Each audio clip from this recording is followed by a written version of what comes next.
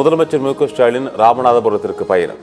ராமநாதபுரத்தில் நாளை அரசு நலத்திட்ட உதவிகள் வழங்குதல் உள்ளிட்ட பல்வேறு நிகழ்ச்சிகளில் பங்கேற்கிறார்.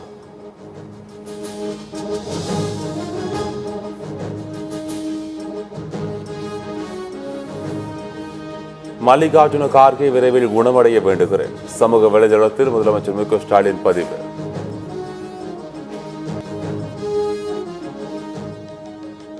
தருமபுரியில் அதிமுக பொதுச் செயலாளர் எடப்பாடி பழனிசாமி பிரச்சார பயணம்.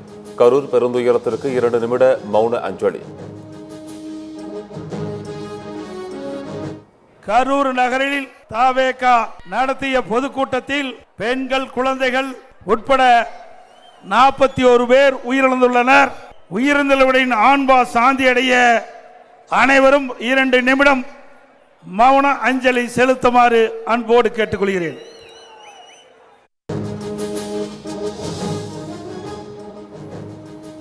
உரிய காவல்துறை பாதுகாப்பு அளிக்காததே கரூர் உயிரிழப்பிற்கு காரணம். அதிமுக பொதுச் செயலாளர் எடப்பாடி பழனிசாமி குற்றச்சாட்டு.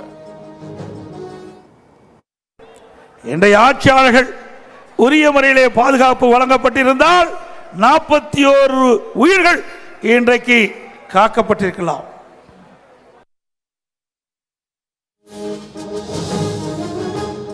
கல்வியை பறிக்க எத்தனை தடைகள் வந்தாலும் நமது அரசு முறியடிக்கும். நீதிமன்றங்களில் வாதாடியதன் விளைவாக நமக்குரிய ஆர்டிஇ நிதியை பெற்றுள்ளதாகவும் அமைச்சர் அன்பில் மகேஷ் பெருமிதம்.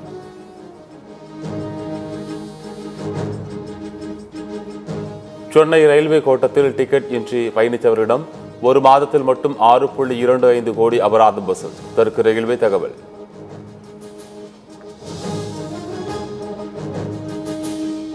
திமுக ஆட்சியில் குழந்தைகளுக்கு எதிரான குற்றங்கள் 61 விழுக்காடு அதிகரித்துவிட்டதாக அன்புமணி குற்றச்சாட்டு.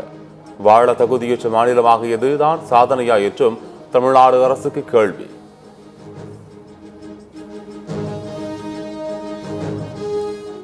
தமிழகத்தில் ஆகிய IAS, IPS அதிகாரிகள் விஜய்க்கு ஆதரவாக செயல்படுகிறார்கள். எனவே முதல்வர் உஷாராக இருக்க வேண்டும்.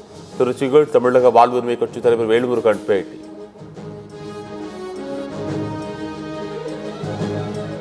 தமிழ்நாட்டில் இன்று பல்வேறு பகுதிகளில் சதமடித்த வெயில். பாளையங்கோட்டை, மதுரை விமான நிலையம் மற்றும் மதுரை நகர பகுதிகளில் வெயில் 100 டிகிரி ஃபாரன்ஹீட்டை தாண்டியது.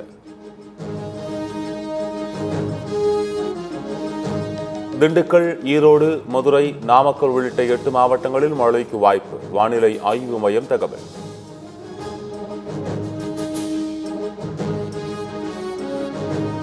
ஜனநாயகம் மீது அனைத்து திசைகளில் இருந்தும் தாக்குதல் நடத்தப்படுவதை இந்தியாவிற்கு ஏற்பட்டுள்ள மிகப்பெரிய சவால். கொலம்பியா பல்கலைக்கழகத்தில் ராகுல் காந்தி பேச்சு. மனித உரிமைகள் குறித்து பாகிஸ்தான் பேசுவதா? ஐநா கூட்டத்தில் இந்தியா பதிலடி.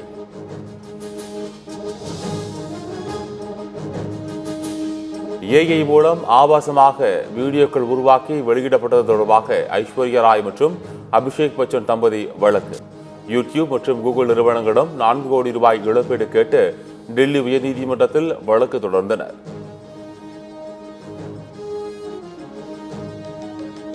கடல் வழியாக காசாவிற்கு நிவாரணப் பொருட்கள் கொண்டு சென்ற கிரேட்டா தன்பர்க் எடுத்து நிறுத்தம். நிவாரணப் பொருட்கள் பறிமுதல். கிரேட்டா தன்பர்க் மற்றும் குழுவினர் விரைவில் திருப்பி அனுப்பப்படுவார்கள் என இஸ்ரேல் தகவல். பிரிட்டனின் மான்செஸ்டரில் உள்ள யூத வழிபாட்டு தளத்தில் மரபணவர் கத்தியால் குத்தியதில் 2 பேர் உயிரிழப்பு, 3 பேர் படுகாயம். கத்தியால் குத்திய நபர் சுட்டுக் கொல்லப்பட்டதாக போலீசார் தகவல்.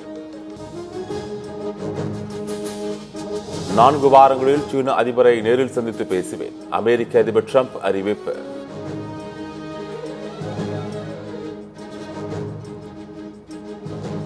கோப்பை வேண்டுமெனில் ECC அலுவலகத்திற்கு வாருங்கள். BCCயிடம் மன்னிப்பு கேட்கும் பேச்சுக்கு இடமில்லை என பாகிஸ்தான் அமைச்சர் மோஷின் நக்வி அடாவடி.